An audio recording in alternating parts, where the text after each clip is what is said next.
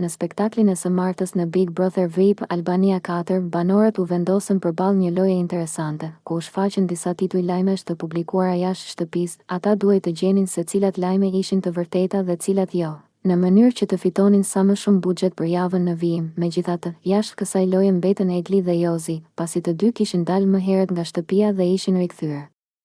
Një nga titujt që tërhoqi më shumë vëmendje ishte një raportim i bërë për Jozin nga gazetarja Dasara Karaiska, e cila publikisht kishte deklaruar se ai është homoseksual.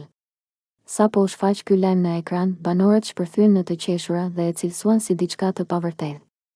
Por ndryshe nga ç'priste shumica, ky ishte një lajm i vërtetë, i raportuar jashtë shtëpisë, ndonse Jozi e ka mohuar kategorikisht këtë pohim, teksa shikonte reagimet e të tjerëve. Jozi u duki sikletosur dhe u mundua ta kalonte situatën me të qeshura. Ky moment krijoi një atmosferë të çuditshme në shtëpi, ndërsa banorët vazhduan të komentojnë mbi lajmet që ishin shpërndarë për ta jashtë shtëpisë, duke u surprizuar nga disa prej tyre.